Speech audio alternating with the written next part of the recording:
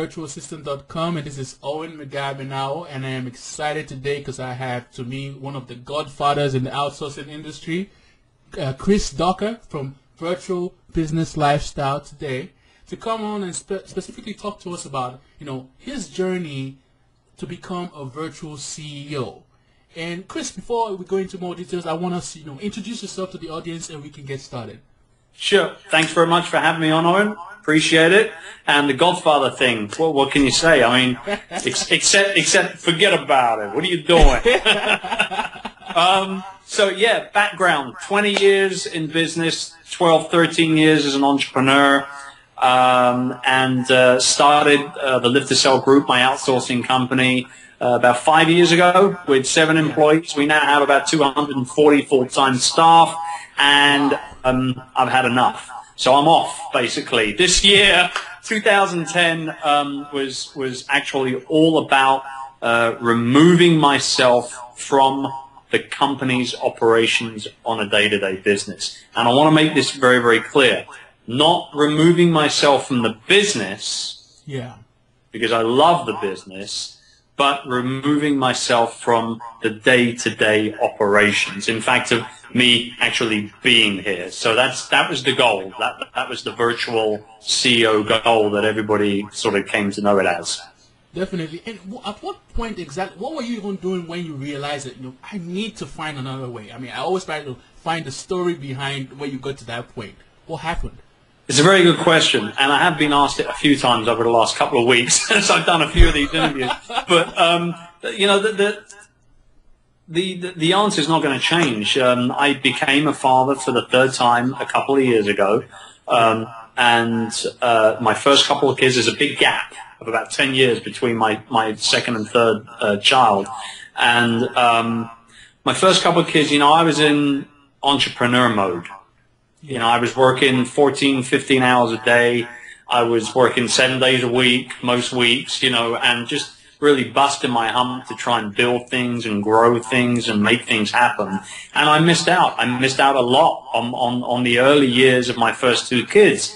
So with my second son, my 3rd child, I think it was like this. It was like November last year, 2009, and he was turning 1, and I just turned around. I said to my wife, "You know what? I got to be here more this time around. Just be here more." And she said, "What do you mean?" I said, "Well, I've worked my ass off to get to where I am today. I got a good couple of businesses. They make good money, and I'm a real entrepreneur. I'm not a manager. I don't like to run businesses, but I do like to build and grow them, and make things happen." And so the whole idea just came about, and the virtual CEO thing just stuck. It was a bit of a joke at first, because I've worked with a lot of VAs and things like that, but it just stuck. And then in late January this year, late January 2010, I launched virtualbusinesslifestyle.com. It was there as a kind of an online diary, I guess, to try and chart the course and the struggles and everything that I was going through. And I did monthly reports that were inspired by Pat Flynn, who I know you've interviewed before, with his income reports. I don't tell people how much money I make, but I do tell people about the things that I've done that month to be able to remove myself a little bit more month by month by month. And so, but I mean, the blog has just spiraled out of control. I never would have guessed that it would have become as popular as it has. We're number 1 on iTunes for, lifestyle design podcasts. It's insane. I look at the numbers. We have, probably close to about 11,000 visitors every month. And, we've done very, very, very little. And this is God's honest truth. Very, very little work to actually promote the blog other than a little tweeting and Facebooking and, maybe a tiny little bit of SEO work on a couple of little keywords that we wanted to kind of focus on. But the response has been phenomenal. I'm so humbled by it all. And it's just great that so many, entrepreneurs out there want to free themselves up like that all the time. But that, in a long-winded way, that's how it got started.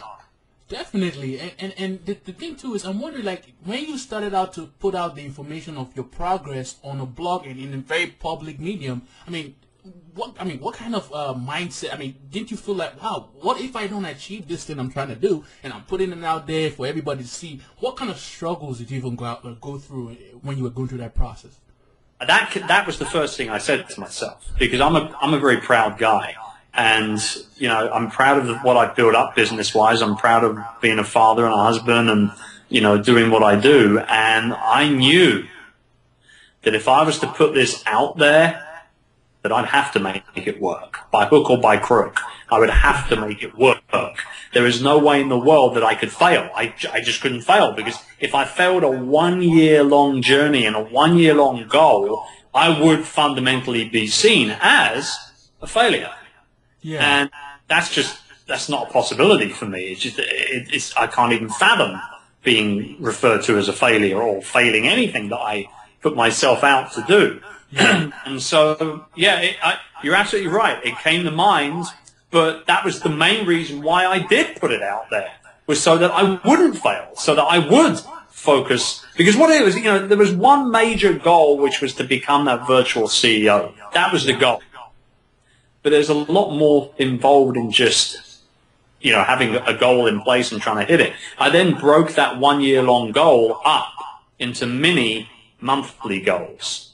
And they were everything from very simple things like taking myself out of email threads that I didn't need to be involved with to free up more time. Learning how to, you know, have meetings with my management team without having to be face-to-face, so doing it via Skype. And, you know, I even had client calls via Skype on the beach, at a beach resort here, and they're like, you know, where the hell are you? And I'm like, I'm at the Shangri-La 5-star resort in Cebu. And they were like, you asshole!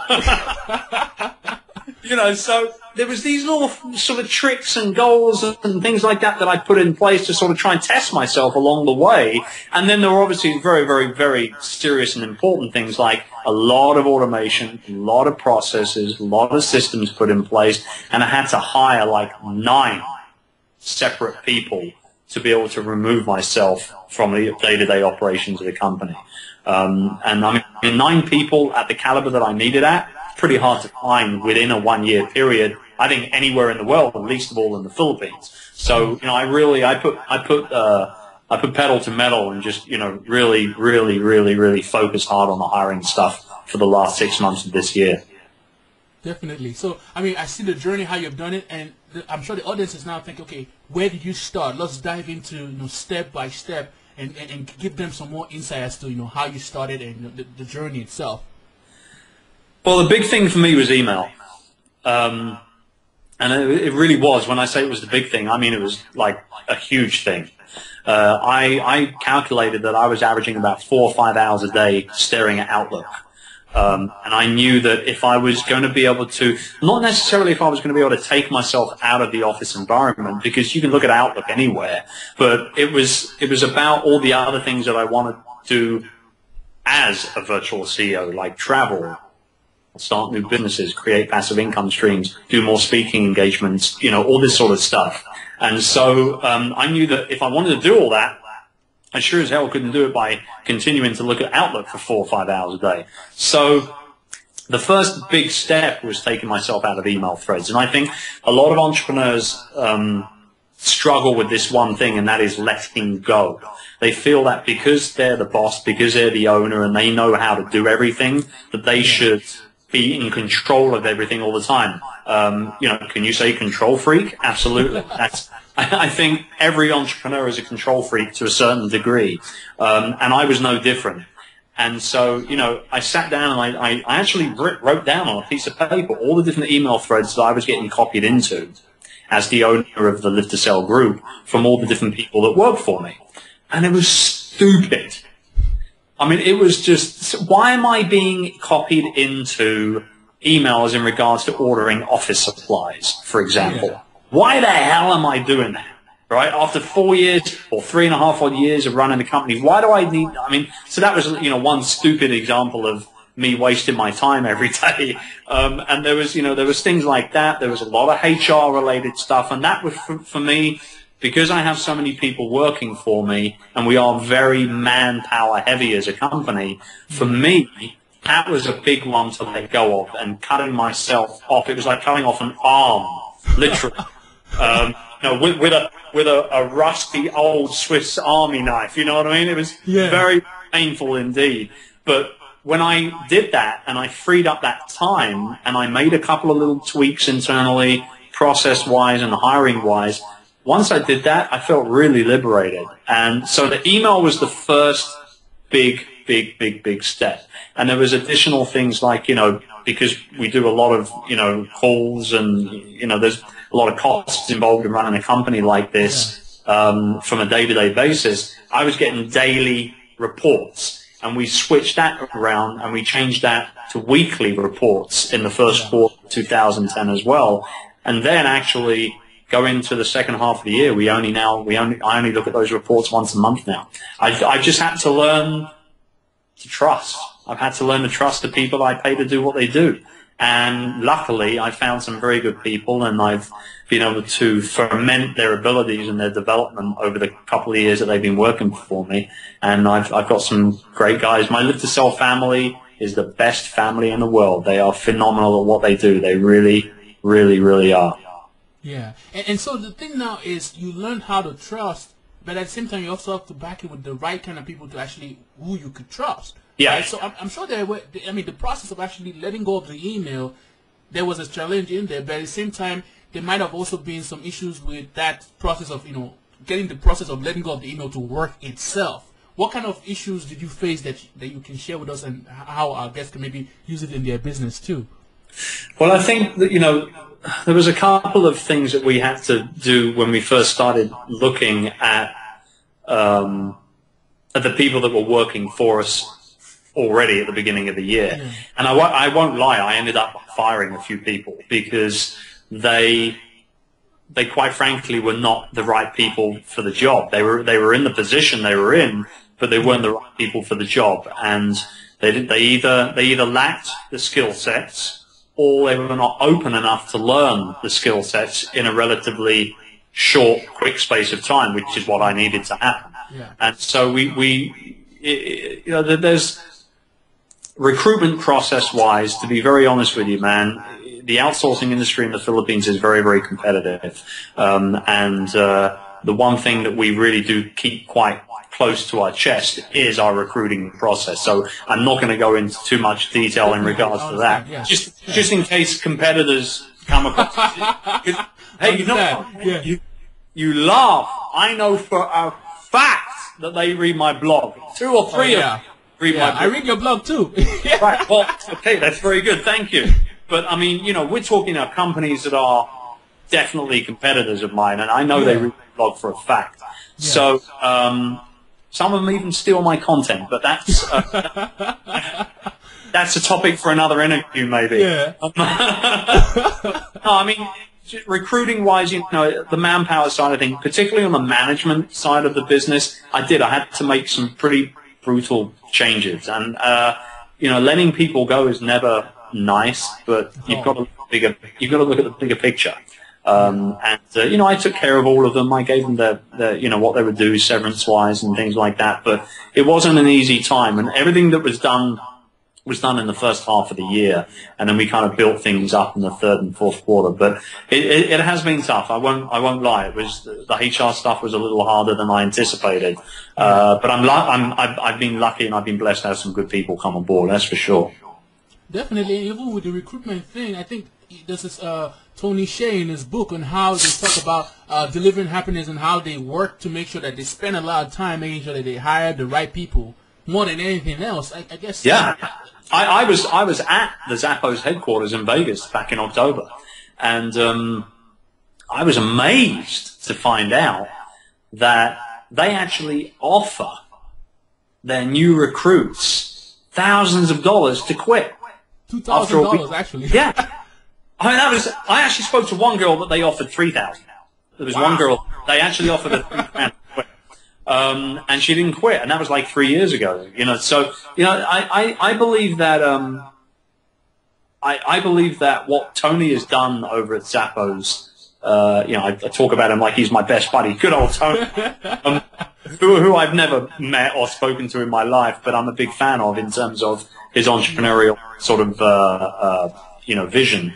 I believe what he and the rest of the guys over at Zappos have done is actually quite remarkable in this day and age. And when I was there at Zappos, I spoke with a number of the employees, and it ain't fake.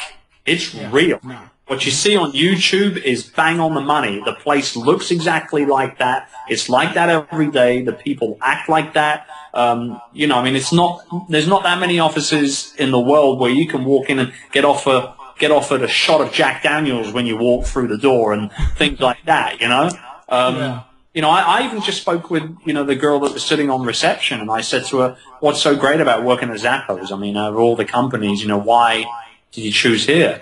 And I kid you not, tears welling up in her eyes. Wow. She said to me, I've given Zappos 3 years of my life, and I never want to be anywhere else.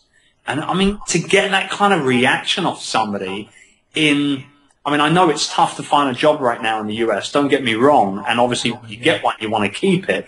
But, I mean, I don't know, man, to keep someone like that and to have that attitude instilled inside of them like that, and just to tell it to a complete stranger that they've never met before, that's impressive. That's just freaking impressive, no matter what way you look at it. So definitely, from what I'm even hearing now, is that trust is needed for you to even let go of the task that you are doing that was taking your time. But at the same point is you also need to make sure that you have the right people, working for you. So now we've talked about email. What was the next thing you did to move forward in that process of becoming that virtual CEO? Well, there was a few other steps in between this, but the email was a big one for me personally on a day-to-day basis. The other big one was finding my operations manager. And this is like, the big guy. This is the top gun that will come in and take care of the rest of the management team that I had hired and developed and trained with. And I actually that was the one and only monthly goal that I fell behind with. I wanted that person hired in June of this year. And I ended up only actually getting him, I believe it was let me get this right, I think it was right at the beginning of September he began. So I was a couple of months behind, and I won't kid you, I did start to shit my pants a little bit because I was saying to myself, Christ, I'm 2 months behind with this, and this is like the major hire of the year. I mean, forget about the additional quality staff or the additional recruitment staff or whatever, IT, whatever. This is like, the top gun. This is the most important hire of the entire year. I'm 2 months behind. The reason why I put it in June was because I wanted then the second half of the year to develop the person. Yeah. And so I was a couple months behind. I was a bit worried about it, but literally, I don't know, maybe it was divine intervention. Call it what you want. Literally, I got an email from LinkedIn, and it was somebody that knew me through a mutual connection on LinkedIn, and he said, I'm looking for something new. I've checked out your blog. You look like a cool guy to work for, and I just wanted to send you my resume just in case there might be anything out there that, might allow us to be able to connect and gel with. And it was perfect timing. He came to me with, 4 or 5 years of call center management experience and a fresh, he's only 30, a fresh attitude to business and the way that business gets done. He's very process driven and orientated. And it was just the perfect match. It was a perfect match. So hopefully, things will work out with him. He'll be with us for many, many years. And, I've been very clear with the guy. So look, I'll cut you a piece of the pie. You can come in and, you can get profit share in the next year or so. You show me you're loyal and you can do the work, I'll give you a piece of the pie. I've got no problem doing that. And so I think that might be a good enough contributing factor, if nothing else. But I'm curious, why was this after to find the operations manager? Why was it one of the ones that was most difficult for you to actually execute? Yeah, it's a really good question, and to be honest with you, I don't know, because it wasn't as if there was a lack of candidates. I had tons of people sending me their resumes, and I even had a couple of people fly into the Philippines from outside of the Philippines, elsewhere in Asia. I had one guy from Singapore, another guy came in from Thailand, and they were nice guys, but I just didn't. Nothing really just clicked, and I even went over to Manila, where there are a lot of very big contact centers. We're talking like 1,000 employees plus. And I went over there and I headhunted and I sat through about 11 or 12 interviews over the space of a couple of days. And there was a couple of guys who got pretty damn close to it, and I was actually ready to make an offer to one guy, but he backed out for whatever reason right at the end of the process, and I'm glad he did, because it wouldn't have led me to the guy that I've got now. But I don't know why it was so tough, man. I really don't, because it wasn't as if I wasn't ready to pay, because I knew I was going to have to pay this person a good wage and give them good benefits, and I've done all that. And so I don't know. It's strange. I think maybe it's just meant to be. Maybe it wasn't meant to happen. Bang on target. Simple as that. Definitely. I was even thinking maybe it was one of those activities that you do in your business that you felt that you had to even be part of it all the time. I was thinking maybe that was even the reason why it was harder to let go. I mean, you're probably right to a certain degree, yeah. But, I mean, it's tough. I mean, as I've grown the company, I do get to the point now where I do spend less and less time with what I call my foot soldiers, the guys that are actually on the phone, because I have a training team, I have a development team, I have a quality assurance team, I have team leaders and supervisors and things like that, and I have done for a couple of years. And so I do spend less and less time actually on the floor, managing. But you're right. I mean, I guess probably the other reason why I didn't select any of those guys that I had met up with initially was because of the fact that I felt that maybe they just weren't, they just weren't a good match. They weren't going to be able to do what I did.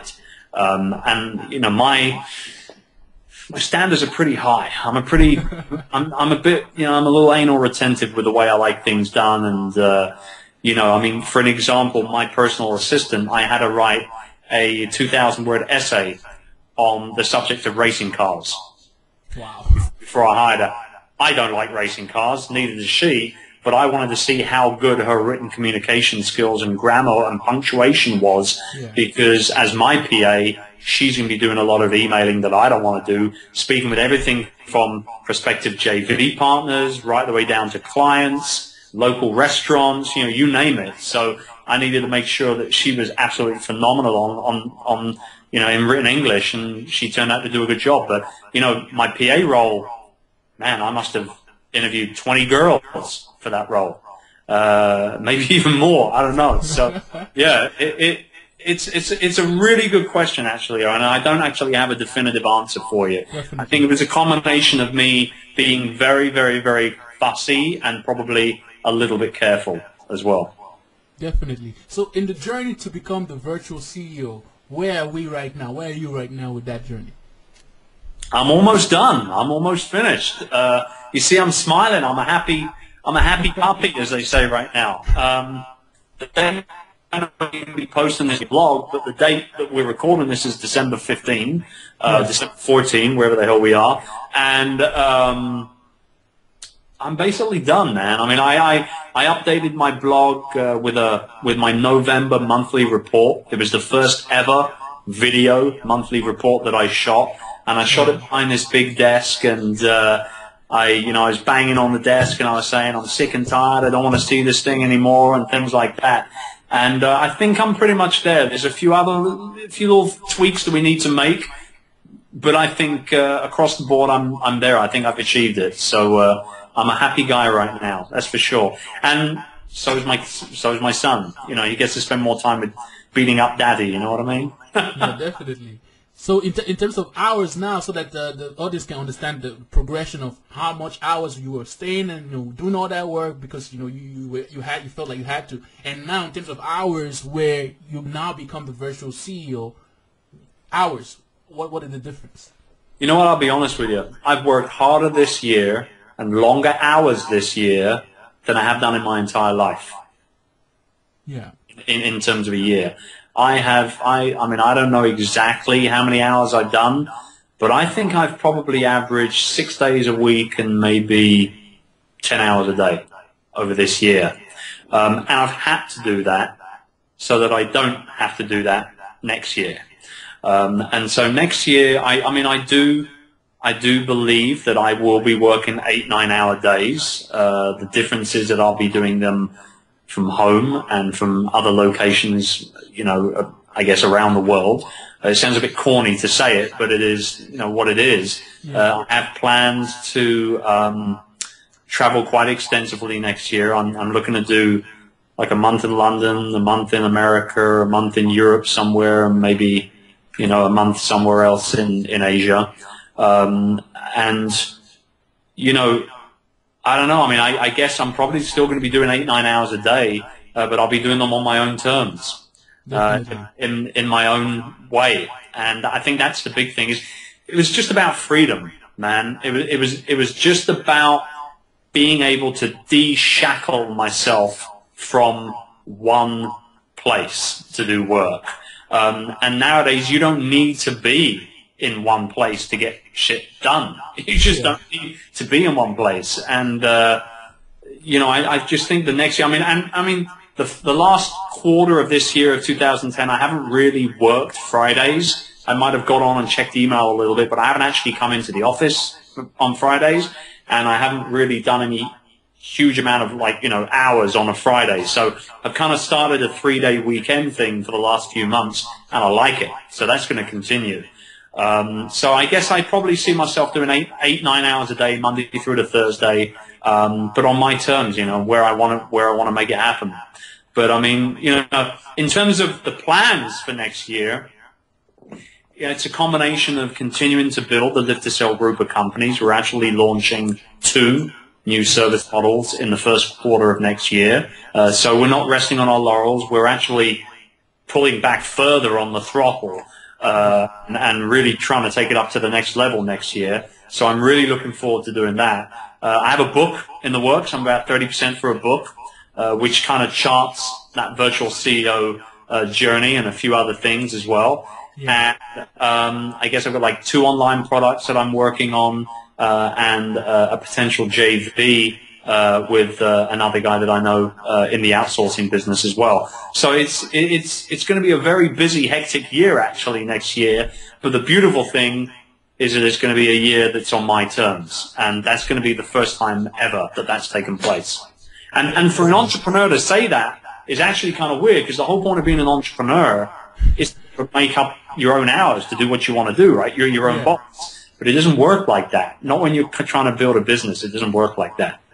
Definitely. And I think my takeaway from the point you made of how you've been so busy this year was really you're trying to make sure that next year or in a couple of months you're doing things on your own terms, but you have to fix the things that are not put together correctly, and that takes time. And that's another thing where you face where entrepreneurs that want to come into outsourcing think it's this magic pill that they can just put in their business and fix everything, but they don't realize that there is a point where you have to roll up your sleeves and get involved so that those things can be properly outsourced to the right people to handle it, so you can free up time. Right, exactly. And I think a good example of that actually is Pat Flynn, who I know again you've interviewed before. Yes. Me and Pat have actually become very good buddies, and we spent a lot of time together in Blog World when we were there in Vegas together, and talking and joking and acting stupid and all that sort of stuff. But I actually did a series of 3 videos with Pat for my blog on passive income, and we called it the Passive Income Threesome. One of the things that he said, I believe it was in the first video, he said that the definition of passive income, as far as he's concerned, is that you work your ass off now so that you can reap the benefits over and over and over again without really working at all for many years to come. And he is a perfect example of that. And I know Pat works very hard. He's worked very, very hard this year. But his blog and his brand of the Smart Passive Income has grown so phenomenally fast and big this year that I am predicting that 2011 is going to blow Pat Flynn's mind. I don't even think he knows what's coming his way next year. I mean, you know, that's a difference between someone that's been in business 20 years and someone that's, you know, been in the world only a few more years than 20 years. So Pat's a kid, you know, he's got the world literally at his fingertips. And I think you're right where you say, you know, you do need to be able to put your time and your effort towards things now and work hard now to correct those issues and make things right for the future. And it's a very, very good point that you made. Definitely. And before I let you go, I always want to leave the audience with, you know, one powerful point of, you know, they're now at that situation where they're probably listening to this because they want to, you know, become that virtual CEO. What is that, you know, advice that you want to leave with them so that, you know, they can get started with that process? I mean, I think the most important thing, more than anything else, is that if you're here and you want, you know, if you're at a certain point in your life and you want to get to the next era or the next level in your life, you have to plan. You've got to set goals. You need to put a goal in place. And I think, you know, the best way to make sure that you really achieve that goal is to write it down. If you don't want to put it on the internet and build a blog around it like I did with Virtual Business Lifestyle, that's fine. But put it somewhere where you're going to see it every single day. Put it on your bathroom mirror. Put it on the back of your closet. Put it on, you know, wherever it doesn't really matter. You know, the most important thing is that you're continually reminding yourself of that goal. And, you know, the difference between people who achieve their goals and just talk about them are the type of people that will either A, sit on their ass and just expect it to drop into their lap, which we all know just doesn't happen. Maybe once in a very, very, very long, big blue moon, that will take place. And the people who really do succeed and really do achieve their goals and their dreams are the kind of people that get up off their ass and they work hard. They work really, really hard for many, many years. And eventually the dream will become a reality. And I will never forget, and as a passing thought for your listeners and your viewers, I'll never forget having dinner with a multi-millionaire about 10 years ago. And his name was Tim. And he said to me, I actually said to him, I said, Tim, and he was, at the time, I think he was in his mid-50s or something, had a string of companies, very successful, probably worked an hour a day at that point. You know, he'd done his time. He'd done all his work. And I said to him, I need to ask one bit of advice from you. As a young entrepreneur, I need to know, you know, what the deal is. How do I get to where you are? Mm-hmm. How do I do that? How do I get to the point where I don't have to work so much, that I have all these other people doing all these things for me? And how do I get to the point where I have that money, you know, and be, you know, fundamentally successful? Yeah. And at that point, he turned around and he said to me, you got to work 7 days a week. You've got to do 15 hours a day, and you've got to do it for 5 years. Wow. And I never forget those numbers. I never forget those numbers. 7, 15, and 5. Never forget those numbers. And I can tell you right now, he's right.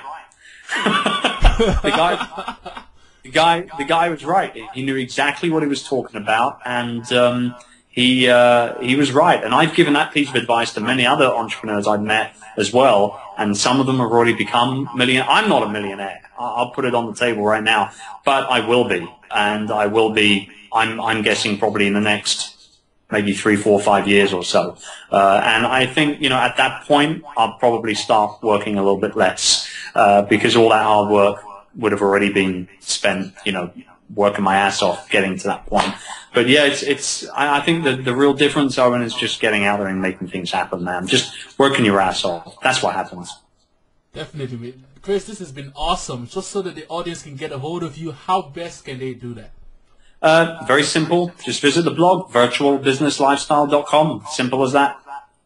And if they want to contact you on Twitter or Facebook, how? Yeah, at Chris and then the middle initial C Ducker, so Chris C Ducker. But there's a link and everything on the blog for that stuff as well.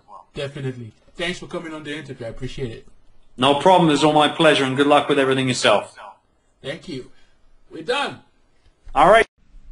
Welcome back. I hope you enjoyed today's interview. And before you go, I want you to do me a favor. I'm trying to build my community of entrepreneurs who find my content useful on Facebook so we can engage, have discussions live right there on Facebook. And to get to my page on Facebook, you go to www.facebook.com/HYVASSISTANT. And again, it's www.com. What am I saying? No, it's www.facebook.com/HYVASSISTANT.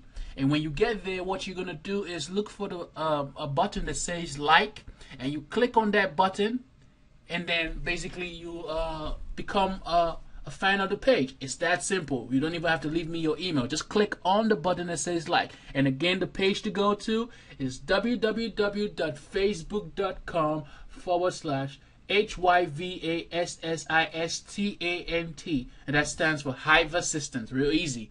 I look forward to seeing you on Facebook. Have a great day.